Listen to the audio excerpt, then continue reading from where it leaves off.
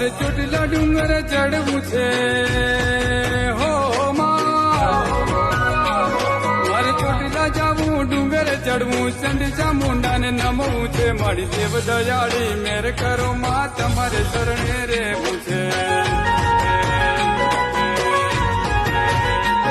ડુંગરી ચડી ચામુંડ માના દર્શન મારે કરવા છે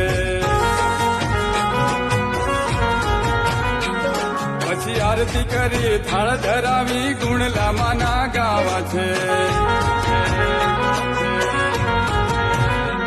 તમે સિંહ સવારી ત્રિશુળધારી હો માં